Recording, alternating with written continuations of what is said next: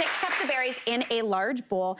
And into there, I'm gonna add in half a cup of sugar. Just regular white sugar into here. That's just gonna help not just sweeten them up, because they're berries, they're gonna be sweet, but it's gonna help actually produce some of that kind of pectin and bring things together, get it a little bit jammy, which is what we're looking for.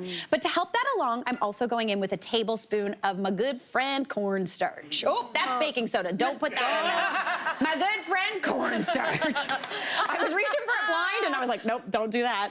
Do you ever find it impressive when you can tell the different white powders apart? Right? I know. I was like baking soda, baking powder. Fun at home. This is truly, Vijay and I are like, guys, did you know this? And we're way too excited. All right, in goes that cornstarch. And the cornstarch is something that's just going to, as it heats up in the oven, thicken everything and just bring everything together.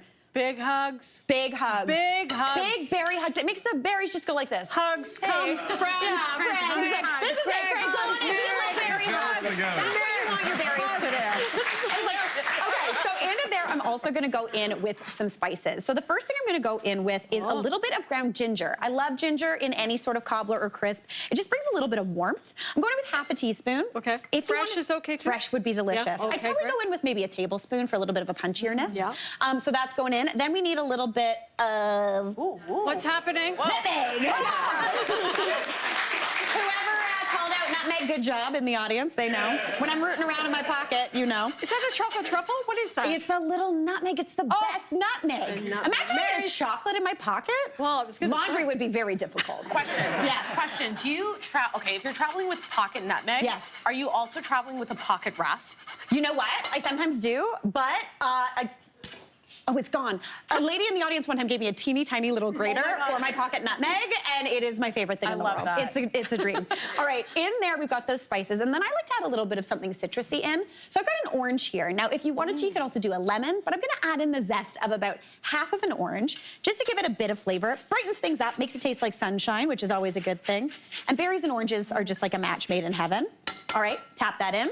Then for a little bit of extra flavor, I like to add in some sort of extract, whether it's vanilla, maybe a little bit of almond. You want about half a teaspoon of that. If you are at home, don't try free pouring almond extract. It is strong. So measure it, half a teaspoon. You can smell that orange already. It Right? smells so good. And orange and almond are such a great combination. So give that a good toss together, just to combine and get that cornstarch all in and all those spices. And you want to be gentle because you don't want to break those berries down too much. All right. Now that is going to go into my prepared dish. I'm just using a casserole dish here, but you could also do this in a cast iron skillet, a pie pan, anything you're feeling. Add that in, give it a shimmy.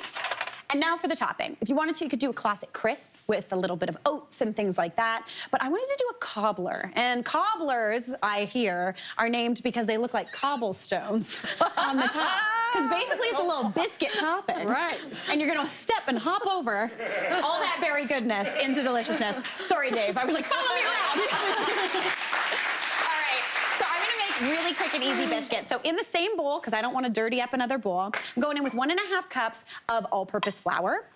Since we're doing a biscuit, I like doing all-purpose flour because it keeps them light and fluffy. If you wanted to, you could probably do 1 cup of all-purpose and half a cup of whole wheat. Into there, I'm going in with 1/4 cup of brown sugar. That's going to give a little bit of sweetness. Now, for some lift, I'm going in with 1.5 teaspoons of baking powder. I called this baking soda before. It's baking powder. I know things. I'm a professional, don't worry. All right, so add that right on in. You want a good amount of lift in here, because the thing about a cobbler is the biscuits bake, but they also kind of steam from the bottom, so you get a mixture of textures, which is really nice. Season that up with a little bit of salt. This is not in the written recipe, but I'm gonna put some nutmeg in here because it makes these biscuits taste like donuts. So that's always a good thing. Can't be a bad thing. Yeah, right? I'm very excited about it. All right, give that a good mix up. And then you wanna add in your butter. Now, when you're making a biscuit, sometimes you wanna get your hands in there and get that butter pinched in. But I've just got 6 tablespoons here of cold butter that I've grated. So I'm gonna toss that right on in, just to get everything nice and combined. So straight on a box grater. Straight on a box grater. On the biggest side? On the big side, Yeah. exactly. To be honest, I don't often grate it at home because I hate grating things. It's the one thing in the kitchen that I absolutely loathe. But if you want to do it, you can go for it.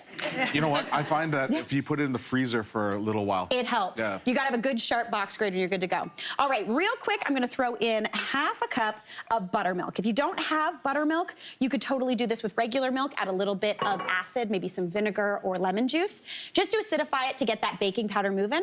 Half a teaspoon of an extract. Give that a mix together just until it comes into a nice shaggy biscuit dough. It comes together really quickly. You might be tempted to add more buttermilk, and you might need to if it's not coming together, but just get it mixed. Once it comes together a little bit better than this, grab your handy dandy ice cream scoop. Here it is. Do a little scooparoo and pop that right on top. If things are a little dusty, it's still gonna Rustic, come fun. together. Look at that. Right? So Great get all idea. of that on top, pop that into a 350 oven for about 45 minutes to an hour. And that is a differentiation that I absolutely hate, that there's a 15-minute in there. But sometimes those berries are gonna need more time and those biscuits are gonna need more time. So pop that in, let it do its thing until the berries are jammy and bubbly. Those biscuits are golden brown and fresh. And so we all have some. Shall we give a little dig in to see how it's Yes. going? Waiting. Oh, yeah. A little short bready biscuit. Oh, yeah, that's good. Isn't that nice? I'm not mad Very about so this. good. Guys, so good. cheers to you all. Absolutely fantastic. Cheers. Now, studio audience, to help you stock your pantry and keep everything fresh, thanks to Accent Home Products, you're all going home with a set of their dry lock containers, proudly made in Canada. Hey, Mary here. What did you think? Drop your comments below and don't forget to like and subscribe for more of the good stuff.